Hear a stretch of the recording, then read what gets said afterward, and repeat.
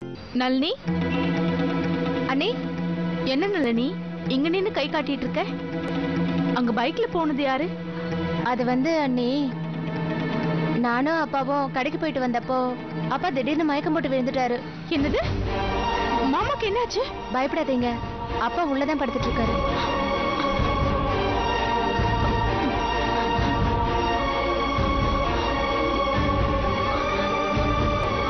மாமா மாமா மாமா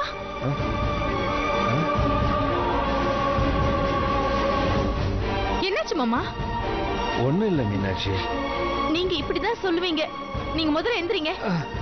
நளினி, நீ போய் ஆட்டோ புடிச்சிட்டு வா, நம்ம டாக்டர் கிட்ட போயிட்டு வரலாமா? நளினி வேண்டாமா.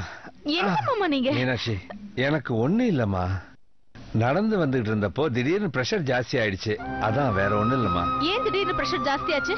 காலையில நீங்க பிபி மாத்திரை போட்டுக்கலையா? அது ஏன் போட்டுக்கல? மாத்திரை தீர்ந்து போச்சுமா, அத வாங்க மறந்துட்டேன். மாத்திரை தீர்ந்து போச்சா இல்ல இனிமே மாத்திரை போடக்கூடாதுன்னு முடிவு பண்ணிட்டீங்களா? உண்மையை சொல்லுங்க மாமா. சந்தோஷ் அவன் ஒரு வருமானத்தை வச்சுக்கிட்டு எதாம பாப்பான், அதான் அவனை தொந்தரவு பண்ண வேண்டாமேன்னு தான். என்ன மாமா பேசுறீங்க? உங்களுக்கு மாத்திரை வாங்கி கொடுக்கறத ஒரு தொந்தரவா நினைப்பாரா? அவன் நினைக்க மாட்டாமா, ஆனா எனக்குள்ள ஒரு நினைப்பு இருக்கும் இல்லையா?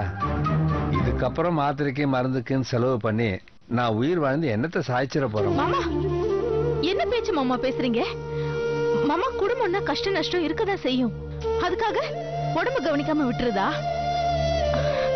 இன்னைக்கு நல்ல உங்க கூட இருந்ததுனால பரவாயில்ல, இல்லன்னா மயங்கி ரோட்ல விழுந்திருந்தீங்கன்னா? நான் கூட இருந்து கூட என்னால ஒண்ணுமே செய்ய முடியல அண்ணி. பேசிக்கிட்டே வந்தாரு, திடீர்னு மயக்கம் போட்டு விழுந்தாருன்னா எனக்கு எப்படி இருக்கும்? நான் பயந்து அலறி போயிட்டேன். அப்பா அப்பான்னு கத்துற, ஆனா பேச்சு மூச்சு எதுவுமே இல்ல. அதுக்கப்புறம் யாராவது காப்பாத்துவாங்களான்னு சத்தம் போட்டேன்.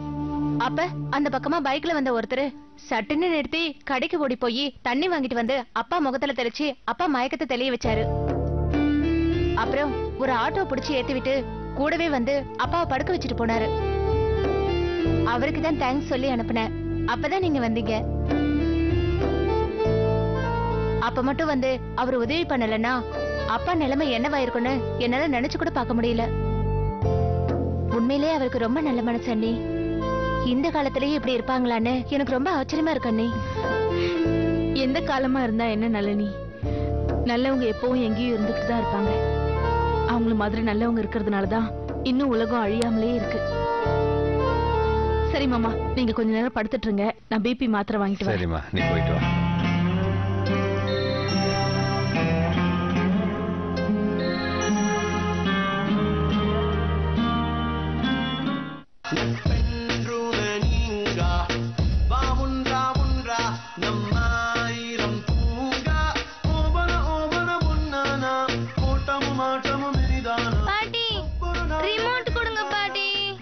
ரிமோட் எல்லாம் கேக்குற, சாப்பிட்டுட்டு தானே இருக்க, ஒழுங்கா சாப்பிடுறீ. நான் சுட்டி டிவி பார்க்கணும், ரிமோட் கொடுங்க பாட்டி.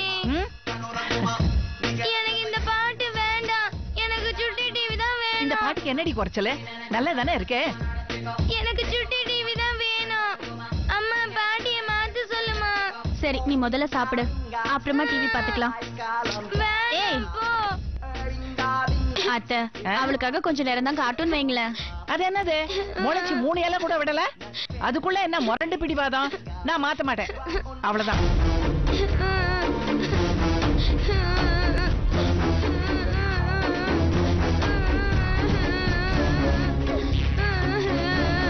ஏத்த அவளை சொல்றீங்களே, நீங்க என்ன அவளை விட குறைச்சல் அவ பிடிவாதம் புடிச்சிட்டு இருக்கீங்க?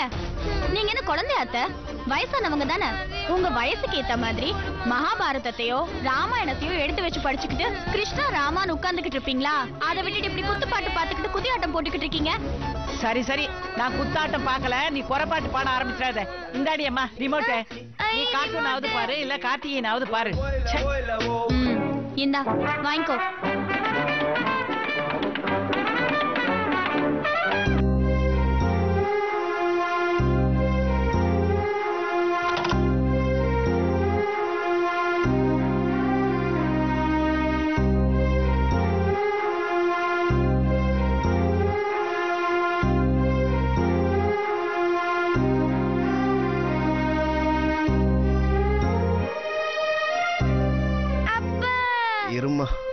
என்னங்க ஆபீஸ் போயிட்டு வரீங்களா இல்ல பகல் பூரா எங்கயாவது போய் ரிக்ஷா ஓட்டிட்டு வரீங்களா? ஏன் கேட்க மாட்டேன். ஃபேன் காத்து கீழே உட்கார்ந்து 24 மணி நேரம் டிவி பார்த்துட்டு இருக்கல, நீ இதையும் கேப்ப இதுக்கு மேலேயும் கேப்ப. யாரு? நான் டிவி பார்த்துட்டு இருக்கேனா? அதான் நல்லதுக்கே காலம் கிடையாது. பின்ன வந்ததுமே கிண்டல் பண்ணா மனுஷனுக்கு எரிச்சல் வராதா? 3 கிலோமீட்டர் பைக்கை தனியா உருட்டிட்டு வந்திருக்க. ஏன் ஏதாவது வேண்டுதலா? ஆமா, பைக் என்ஜின் ரிப்பேர் ஆகி 3 கிலோமீட்டர் தள்ளிட்டு வரணும்னு வடபழனி முருகனுக்கு வேண்டிக்கிட்டேன். ஏண்டா இன்ஜின் ரிப்பேர்னா மெக்கானிக் கிட்ட கொடுத்து பார்க்க வேண்டியதானே? பார்க்க வேண்டியதானா? அதுக்கு 5000 ரூபாய் மொய் வைக்கணும்ல. அதுக்கு புது பைக்கே வாங்கிடலாம் போல் இருக்கு.